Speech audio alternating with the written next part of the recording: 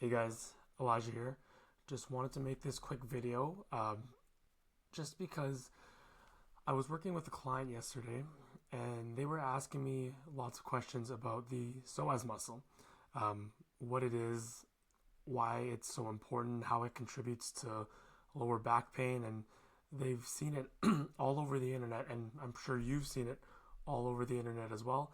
How to stretch your psoas, how to strengthen your psoas, but I've never really seen an in-depth video talking about the importance of it, um, why it contributes to lower back pain, and basically A to Z of the psoas itself. So I thought, why not make this video and share it with the world?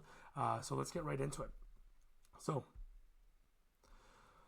let's first talk about the psoas itself. If you're not sure what the psoas is, it's a hip flexor muscle that attaches directly onto the spine and your femur bone. So it originates on the vertebral bodies of T12 and L5. So T12 and L5 are right about here, and the vertebral bodies are basically these white spaces here. And then they also attach onto the transverse processes of L1 to L5. So the transverse process are the little bones that stick out of the vertebral bodies, and they also attach onto that as well. And they insert into the lesser trochanter of the femur. So there's a little ridge on the in the inside of your thigh here, kind of your growing area, and it attaches onto there. So the main actions of the psoas muscle is hip flexion, and when you come into that hip flexion, your femur or your thigh bone actually externally rotates a little bit, so that's a secondary action. And another action that the psoas does is it actually helps with trunk flexion. So think about when you're doing crunches at the gym, or hanging knee raises, hanging leg raises at the gym. You're working your core, but you're also working your psoas as well. So now that we got the origin, the insertion, and action out of the way, let's talk about why your psoas can contribute to lower back pain when you're sitting at the office all day. So being in a seated position for prolonged periods of time, your hip is going to be flexed naturally, right? And when that happens, that psoas muscle is actually going to shorten, which is going to bring your pelvis into an anterior pelvic tilt. So essentially, the pelvis is just moving forward. And when that happens, it's actually going to cause the erector spinae, so the little ropey muscles in your back, that's going to tighten as well, because it's going to help bring that pelvis into that anterior pelvic position. And also, while that happens simultaneously, your lumbar spine is going to come into a more lordotic curve, or a more exaggerated curve, essentially. And when that happens for long periods of time, over hours, days, weeks, months, and years, your body is eventually going to stay stuck in that position, because it's in that position for so long, it becomes the new normal, which obviously isn't normal at all. And when you're stuck in this anterior pelvic tilt, it can lead to a lot of issues. Number one being lower back pain, another one being limited hip mobility, and it can lead to knee, ankle issues, and it can also cause issues up the spine as well, whether it be your mid back, your upper back, your neck, and your shoulders. So you can see how crucial it is that you address any anterior pelvic tilt that you may be having. If you're unsure how to do that, we will definitely talk about it later on in this video.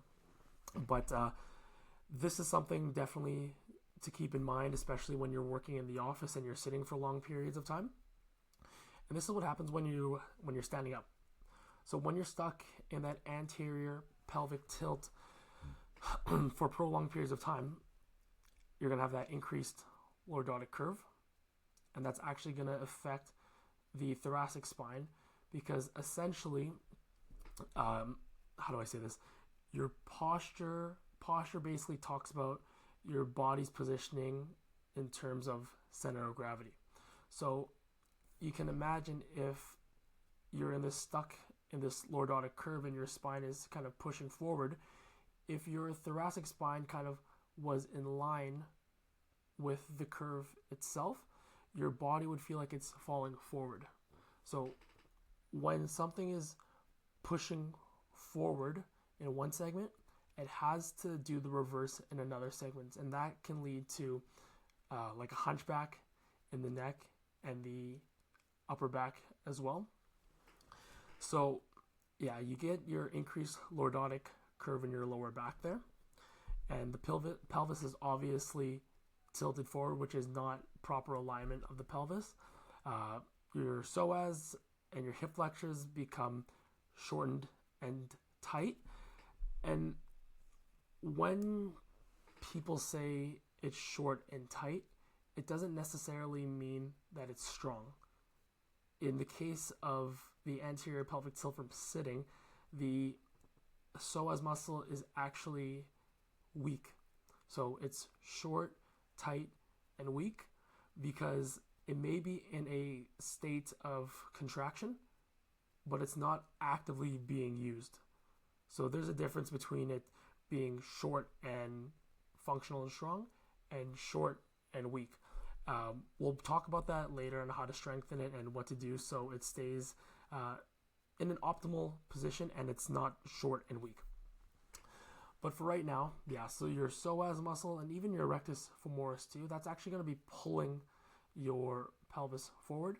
And like I said before, the erectors in the back here, it's going to be pulling this sacrum up, which is going to create that anterior pelvic tilt.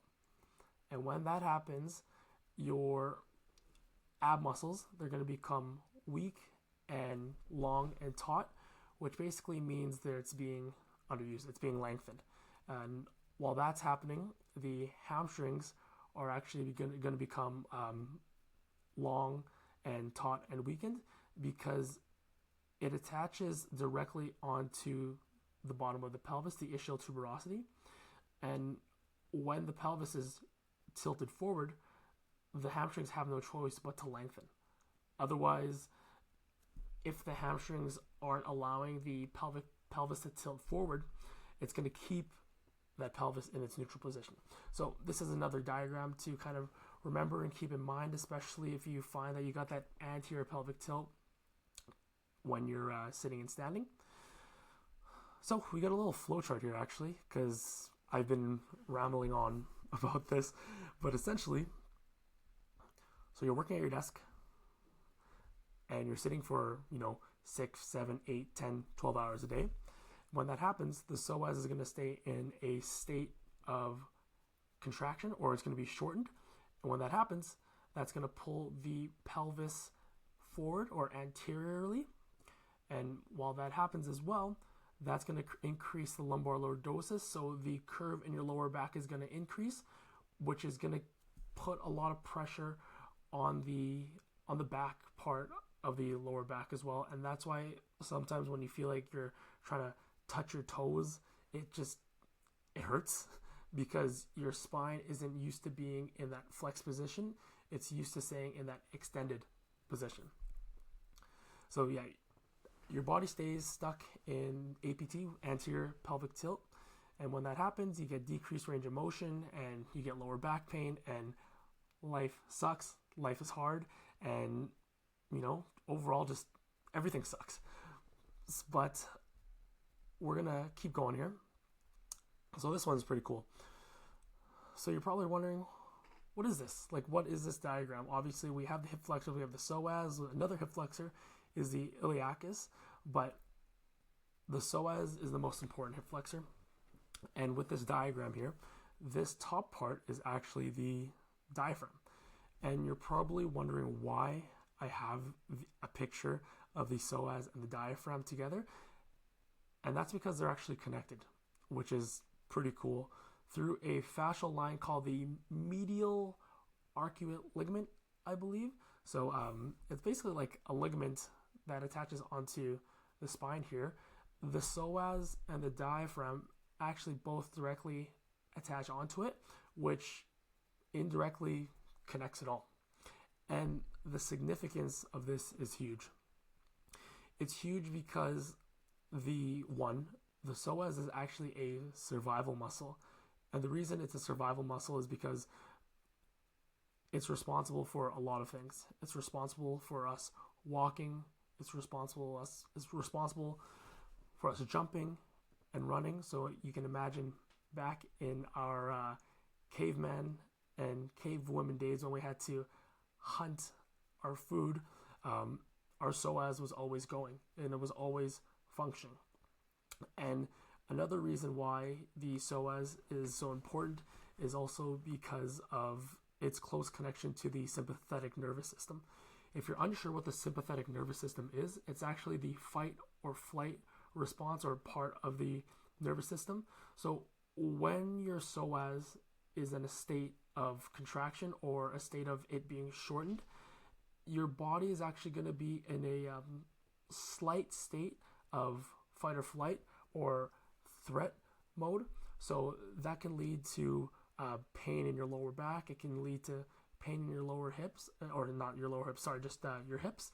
And it can also lead to shallow chest breathing, which is the wrong way to breathe. There's so many people that try to breathe and breathe through the chest, which is wrong. The best thing you want to do is actually breathe through the diaphragm. We're going to get into that later.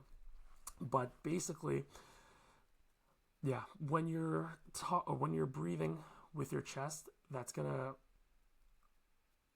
keep the fight or flight nervous system response kind of firing, and it's gonna be hard to go into that rest and digest part of the parasympathetic nervous system. And since you want to be breathing with your diaphragm to help fire up the rest and digest parasympathetic nervous system, if the psoas is constantly in a shortened position, it's not going to allow the diaphragm to work properly.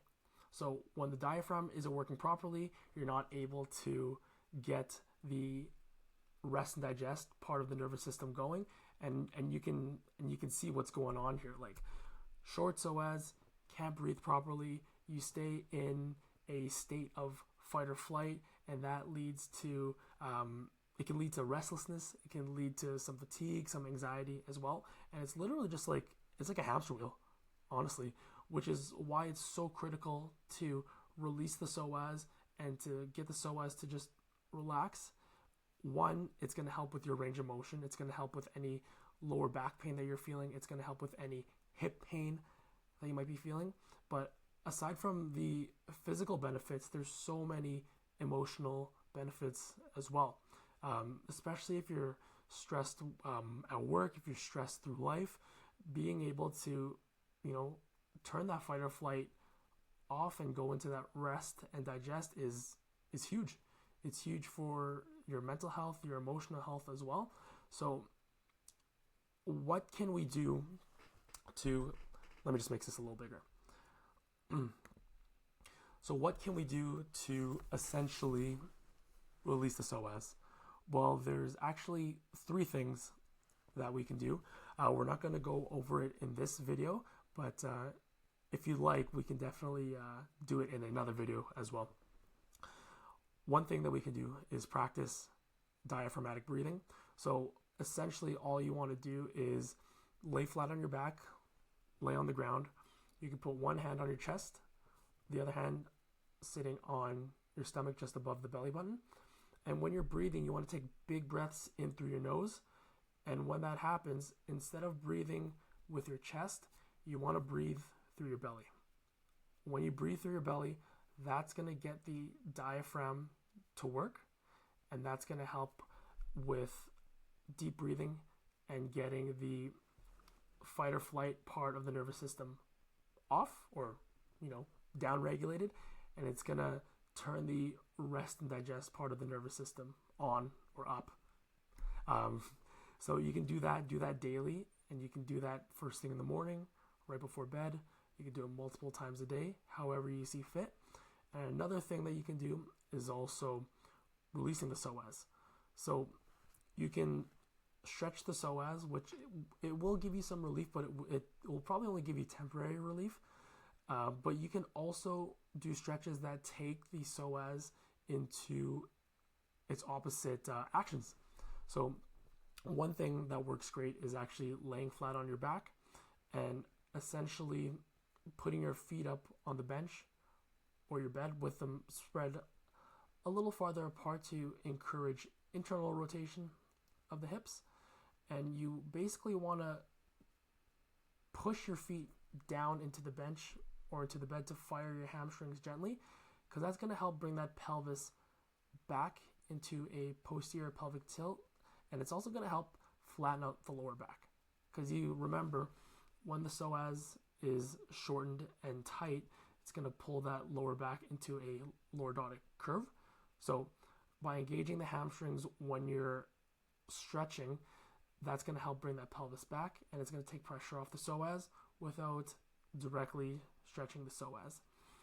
And another thing that you can do is actually strengthen the psoas, because like we talked about before, when you're sitting down for long periods of time, the psoas is going to be contracted and shortened, but it's still going to be weak because it's not being used essentially.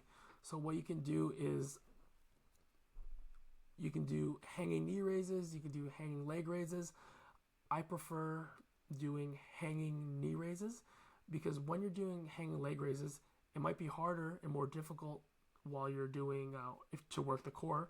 But if you're working the psoas specifically, by having your knees bent, it's gonna take the quads and the rectus femoris out of the picture, and it's gonna focus solely on your abs and your psoas muscle. Another thing that you can do as well is if you're at a cable machine at the gym, you can attach one of those cufflinks, attach it around your ankle, and you essentially just want to drive your knee up to your chest. And by doing that, it's going to fire the psoas and help strengthen the psoas. But play around with it, see what you like, see what you don't like, see what works, see what doesn't work, and hopefully by doing those three things, the diaphragmatic breathing, the release work, and the strengthening, you'll find that your psoas is moving a lot better, your lower back is feeling much better, your hips move better, and also too, you just feel less stressed. You feel better throughout your days. You're able to, turn work off when you get home, regardless of how stressful it was.